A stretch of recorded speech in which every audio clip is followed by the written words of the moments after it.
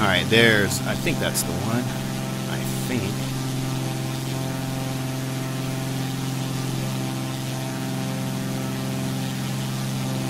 I think so. Alright, let me take a quick second. See if I can figure out what the heck happened to the camera. Let's see if we can sort this out really quickly. Access list. Okay.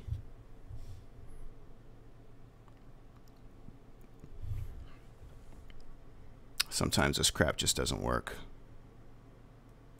Let's see. Exit. Yes. Let's see here.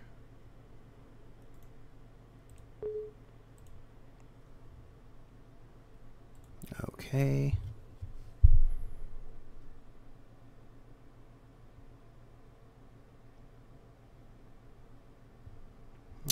Oh well. Oh, it looks like we lost the camera. Looks like it's not going to come back now. All right. You know how computers are. They just screw up whenever they want. Let me see here. All right, let's just get rid of that. Let's get that out of the way. Just decided I'm going to stop working for no particular reason. All right, take a look at my clock. All right, we're going to make this the last approach, I think. Let's see, where'd the runway go? Let's put that down. I think I need to do a quick turn around here in this canyon.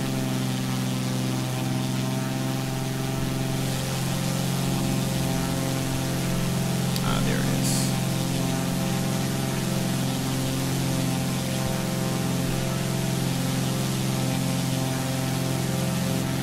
All right, let's pull back on power.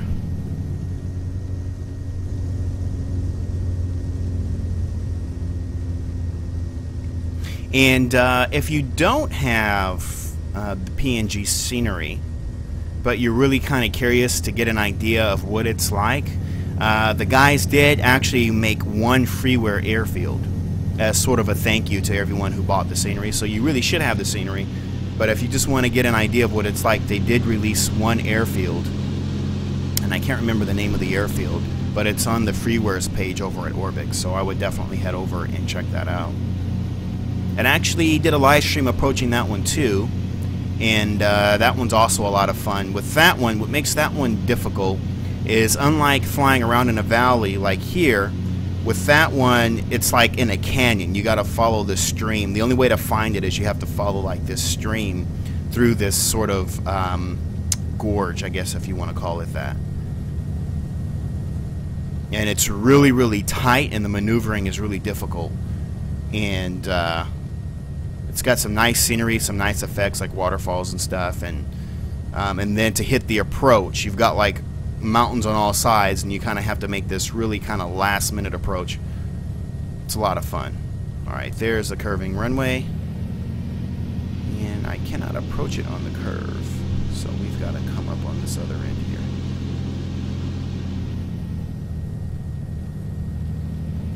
Now this is one of those runways where I always get it right up to the edge, but you can't see the other end of the runway. It's kind of like a circle, this one. It's kind of crazy. And I got these trees I got to worry about.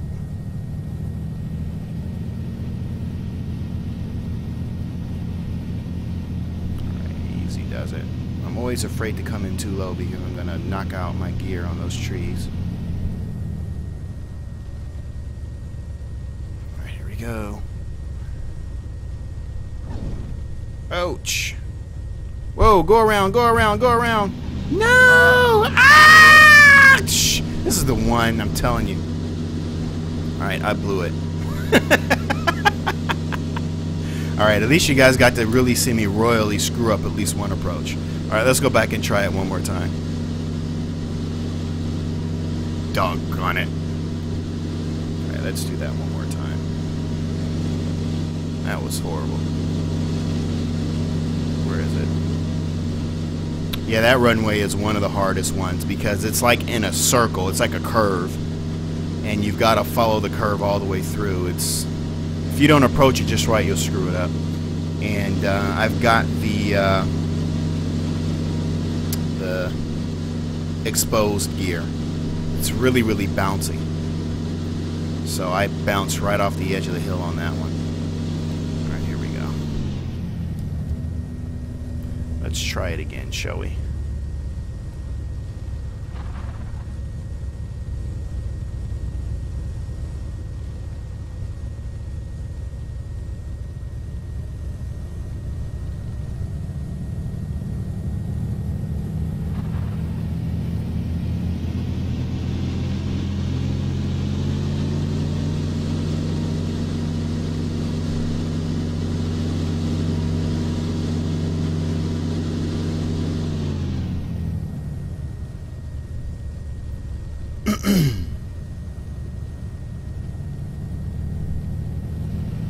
Let's see if we can't get this right.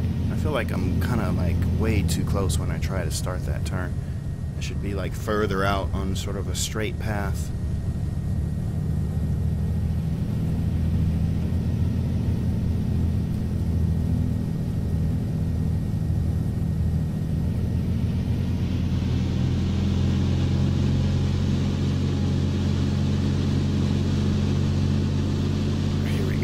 Let's try this one more time.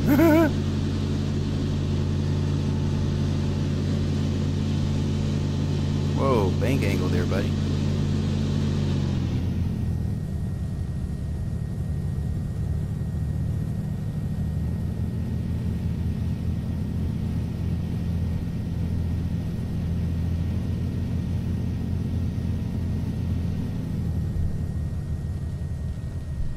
Let's get that airspeed down a little bit here.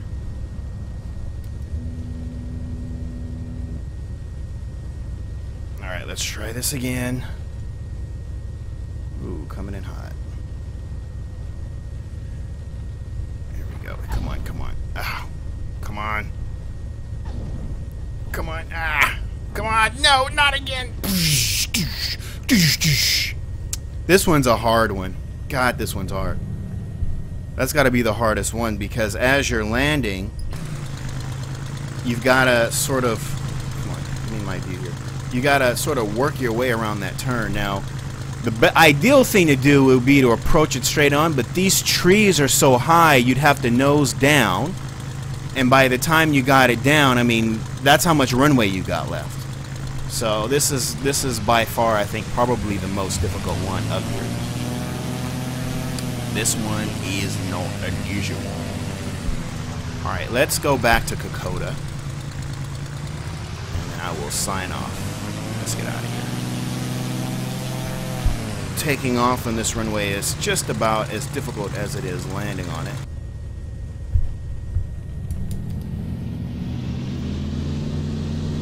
Because you gotta do some hard rudder work as you're trying to get this thing out of here. Where's my... I clipped something. I know it. I saw it. I chopped down something. I know I did. Yeah, that's like the one airstrip that I avoid like the plague because that one's like really the hardest one.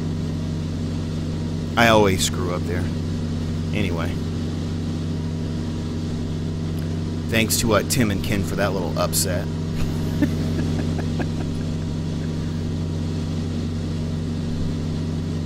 Alright, let's pull those flaps up.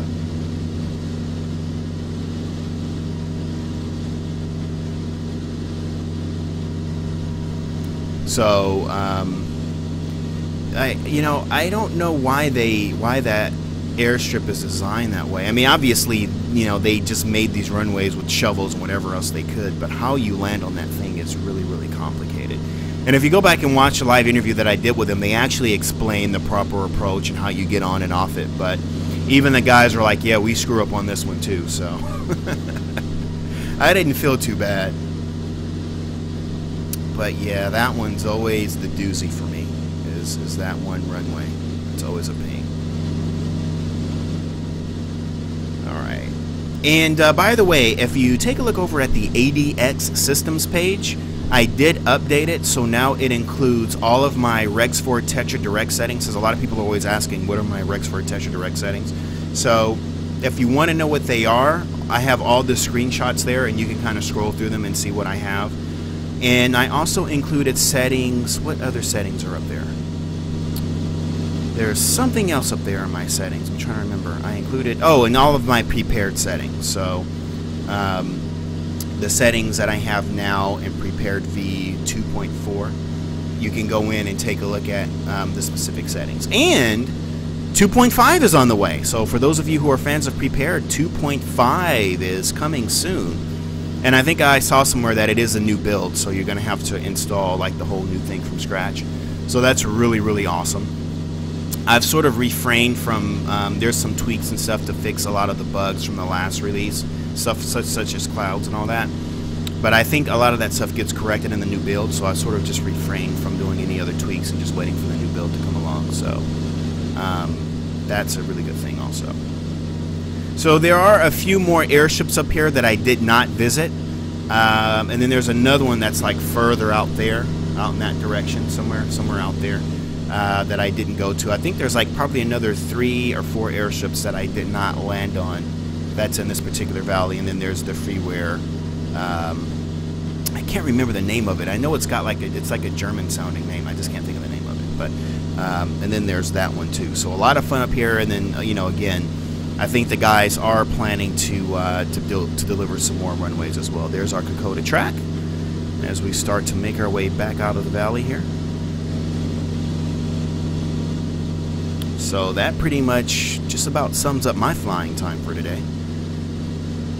So yeah, once again, not too much news. AirDailyX last few days. I did get a little bit caught up today. I think I have a couple more articles in draft that I need to get published that I'll probably do later on tonight. So just getting caught up. Some of the most notable stuff: IDS making a Socata TBM-20, the old I think it's the Trinidad, which was one of my favorite aircraft from Lionheart Creations. So they're working on that. I think that's going to be cool. I mean, the modeling looks really good so far already, so I think that's a really, really good thing.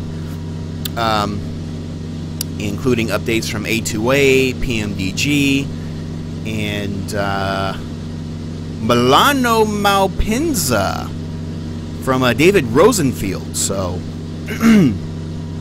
he's finally got some screenshots of that, and if I'm not mistaken, I actually do think that's David's largest project to date. I don't think he's done a project of that type of scale, so I think that's really, really good for David, and definitely looking forward to that.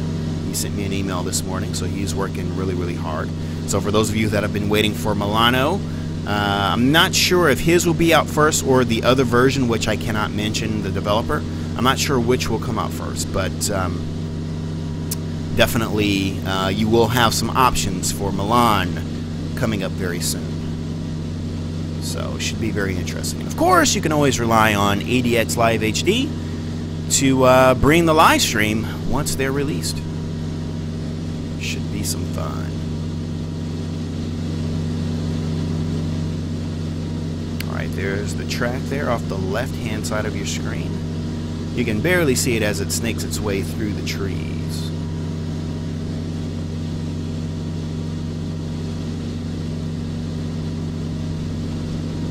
The Kokoda track. And if you're interested in wondering why that, or I should say that, the Kokoda track has a lot of history, a lot of historical events took place there, especially during World War II. So by all means, check out the live interview that I had with Tim and Ken, because they really do get into a lot of the history. And I got to be honest, before they created this scenery, I knew nothing of this place. You know, I like to think that I'm somewhat geographically inclined, but I knew nothing of this place. And it's very, very rich in history. And in fact, on the way back, there is a nice helicopter landing area and a memorial on the way down to Kokoda. So a lot of rich history here. The battle between Australia and Japan during World War II. So You know, it's like a part of me thinks, you know, during the war, why the hell would Japan want to come all the way in here and, you know, bother these people way out in the middle of nowhere? You know, why not just attack Australia, you know, just head on and just skip, you know, Papua New Guinea altogether? But I mean, it's very interesting just listening to some of these stories and the battles that took place up here. So they do go into quite a bit of that, and it was sort of a history lesson for me. Because in American schools, you know, none of this is covered. In American schools, mostly of which was covered was, you know, the fighting, you know, between the U.S. and Japan in the Pacific Theater, and of course Europe. So this area got overlooked in the American textbooks, but I definitely encourage you in your free time to pull up a Wikipedia article, and that's actually what I did. After the end of the stream, I pulled up Wikipedia because that's sort of my go-to lazy resource for all things information. And, you know, I learned quite a bit. There's the track there right underneath. And if I'm not mistaken, this hike is, I think is it a week? I think it takes a week to get up here. There's been a few people that have tried that have actually like set records. I think the fastest record, I think someone managed to do it in like 24 hours or something like that.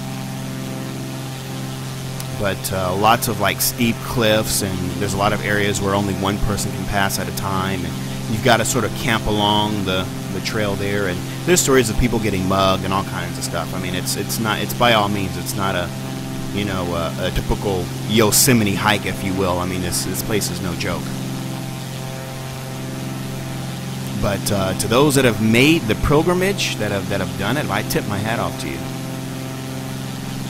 I mean, the only thing that I've done in my life that's even remotely similar, if you go and read the first volume of my tour of Northern California, and I'm in the process of revamping that review. I'm going to update it, and then I've got a lot to add to it. But the closest I've ever done was a 50-mile hike here in California up to Mount Whitney, which is the second highest mountain in North America. And that's a 50-mile hike, and that takes about 5 days. So that's 5 days away from civilization. And I remember during that hike, our water pump broke, and it got really kind of treacherous for a minute there. We had thunderstorms, tents getting blown away. We've had bear encounters. I mean, all kinds of stuff. It was quite crazy. And I mean, this was the summer before my 9th grade in high school. So this was back in 1990. I want to say summer of 95, maybe summer of 96. And no joke. Running out of food, running out of toilet paper, having to crap in the middle of the woods. I mean, it was no joke. I mean, it got pretty survival up there. But that's the closest I've ever come to something like this. And I remember hating it, you know, being filthy, running out of soap. The mosquitoes are killer. I mean, you're just getting slaughtered by mosquitoes, and that was the thing that I think I hated the most about it. But you know, and then it's like 100 degrees hot, but the freaking rivers are like 20 degrees, so they're freezing, but you still got to get in there and wash. And I mean, it was just insane. It was pretty insane. But looking back at it, you know, it's one of the best adventures that I've ever had in my life. But I just remember how miserable I was doing it. So, you know, when you think about something like the Kokoda Track, I mean, the Kokoda Track has got to be 1,000 times more treacherous, you know. No joke.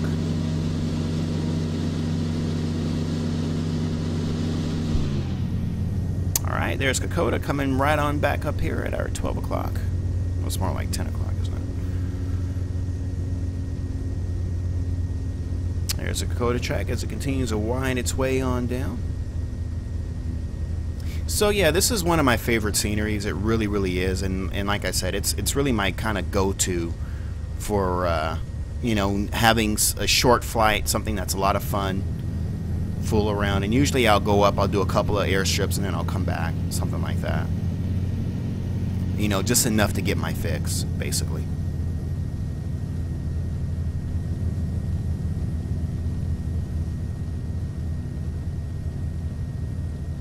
So sorry the camera crapped out there. I must have been something with the Wi-Fi or what, or firewall, I don't know. It's weird. Sometimes it works, sometimes it doesn't. I prefer to use my iPhone camera as opposed to my typical webcam, because the iPhone camera is more letterbox, so it takes up less space on the screen and the quality is a little bit better.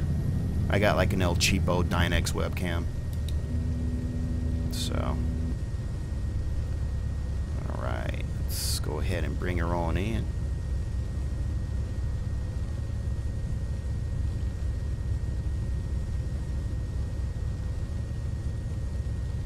And I should mention that it's not just these airstrips that come with this product. So you actually have the main international airport of why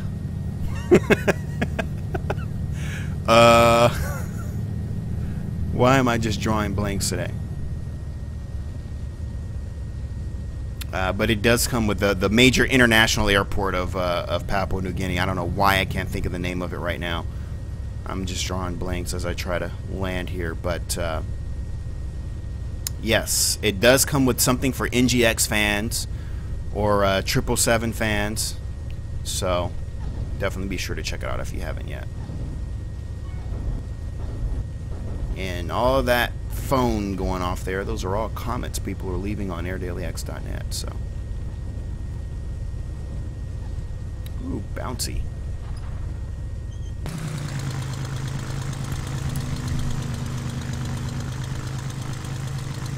All right, and we're back.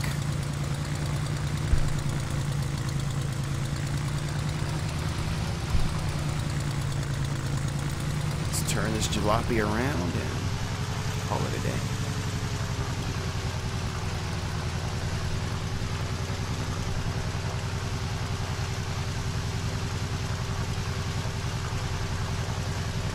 So I will have some live streams coming up in the coming weeks as more products get delivered. A lot of stuff came at the end of 2014. A lot of developers were on a releasing, just releasing all kinds of stuff, and some things I got, some things I didn't get. So I'll have to get into some of those products that were released, all those discounts and sales and things that were going on. A lot of stuff released then, and then I'm also going to be doing some throwback episodes. Throwback episodes are going to be some of the older products that were released before Twitch and before I had the ability to do Twitch streams and stuff like that. So I'm thinking about getting into like A-Flights, Helsinki, and some of the older stuff that was released that hasn't been broadcast before. I think I want to try to get into, so I'll try to do some throwback episodes, stuff like that. Should be pretty interesting. So I've got stuff coming up, so just stay tuned. I still got the Nimitz BK-117. I'm still playing around with the flight dynamics on that one. The flight dynamics are a little bit rough. So there is a forum, I think it's one of the New Zealand forums or Aussie forums, where they've been kind of fooling around with the flight dynamics to make it a little bit more flyable. But out of default, right out of the box, it's a difficult aircraft to handle. So that's something that I will be getting into once I have flight dynamics that I feel are flyable, and then I can share those in the stream once I get all that worked out. So besides that, where's my key? There we go. And let's open the door and get the hell out. There we go. So other than that, folks, I am going to go ahead and sign off. I'll take one last look at some comments here. Yun is asking me, in my opinion, what is the best or my favorite flight scenery developer? I won't tell you that. I will never say that. I can give you probably 10 of my favorite developers, but I'll never say what my favorite is. Yeah. I don't think I could. I don't think I could do that. I can't do that. I won't do that. I can tell you what my favorite scenery is. Like if we go in and look at different type sceneries, like I can tell you what my favorite mega airport scenery is, or my favorite mega airport scenery with the city. Favorite airstrip, stuff like that. But I can't tell you what my favorite developer is. So I just can't do it. I can't do it. Captain Gamos asked me my opinion on the Orbix poll. I don't know anything about an Orbix poll. I know nothing of this.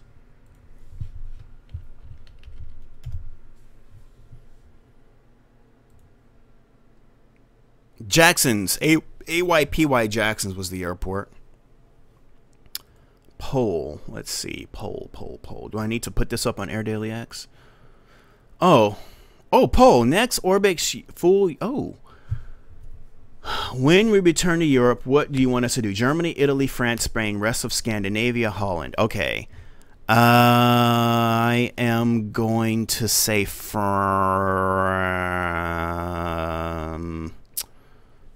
I'm going to say France. I am definitely going to say France. Absolutely France. The problem is I wish they didn't do it by country.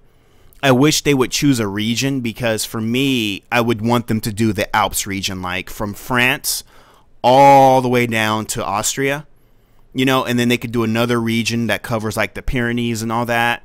But if I had to, as a matter of fact, I'm going to vote right here in front of everybody.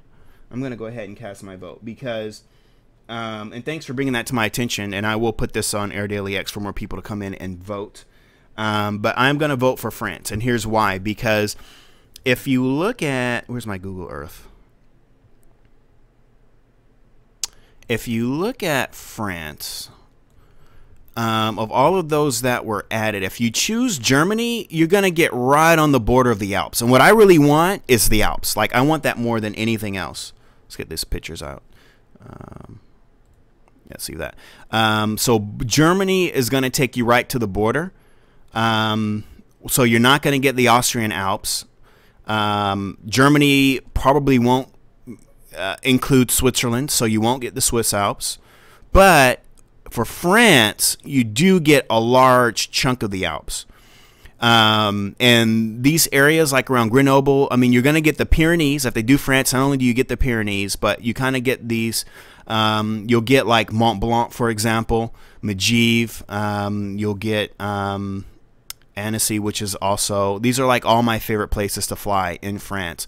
And you get all the Alps airports. So you get Alpe d'Huez, you get Courchevel, all of those airports, which are some of my favorites. So for that reason, because of this area right down in here, you get Côte d'Azur, Monaco, all of that I would like to think would be part of France. Plus you have the Pyrenees, which is like right in here. So you're going to get probably the French side of the Pyrenees. I don't know if they just go in and do the Spanish side as well. I have no idea.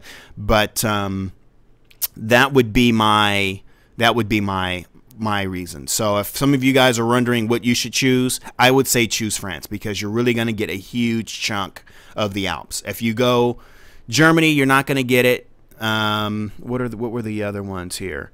The rest of Scandinavia, I think that could come later. I think we got Finland, so we've got a good, you know, sort of Nordic region to work with.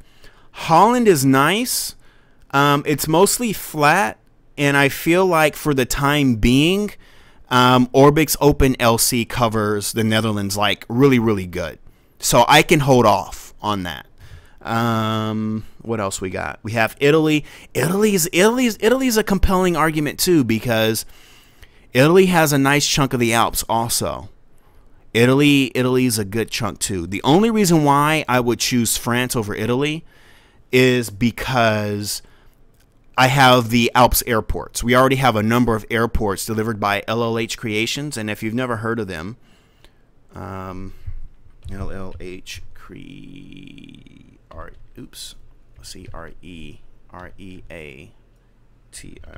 I'm spelling it wrong, but it'll come up because Google will be like, hey, dumbass, you mean Creations? And I'll be like, yeah, that.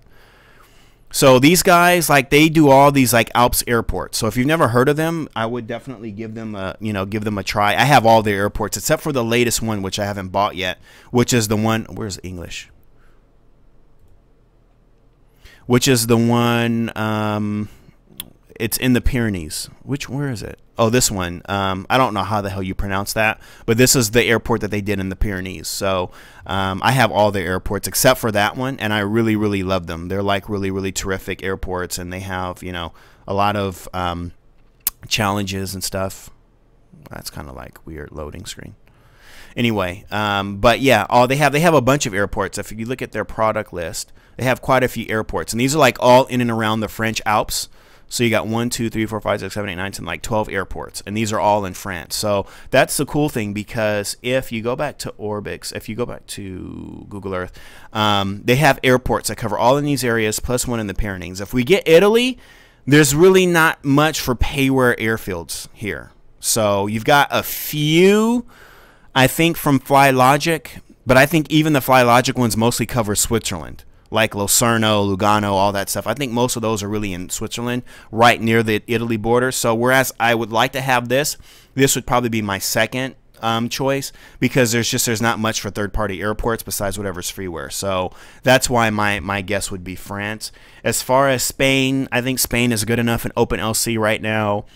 And the same goes for Germany. I know a lot of people in Germany, and they would want to have Germany next. And because the German flight simulation community is so freaking huge, I can bet that Germany's probably going to win just because of the size of the community. But when we look at the geography of it, I think France would be the better way to go, just because you get a chunk of those Alps that you're not going to get if you go with Germany. So I'm going to cast my vote. And let's see. And there it is. There you go. So Germany's winning by a long shot, because that's where most of the flight simulation community is. So I think it's pretty easy to say that Germany's probably going to win. But Gombo, thank you for pointing me out to that. And I'll make sure to announce this on the daily news page. So hello all. Just a quick poll to see where demand for the next EU full flat FTX region will be after we finish Southern California, which is my home state. Holy crap, it's 3 o'clock. I got to get the hell out of here. Thank you for that. So I will definitely make sure that I post that. Anyway, thank you guys, as always, for joining up. I've got to take off and get out of here. But, again, I'll have some more live streams coming up really, really soon. So make sure you stay tuned for that. Otherwise, ooh, look, we got comments. Oh, yeah. Let's see here. What is this? Yeah, people jumping on Wilco. How do you get it? Click the link, maybe. Okay. Yeah, we got news on the CRG from Matthias Koch of Aerosoft, and I think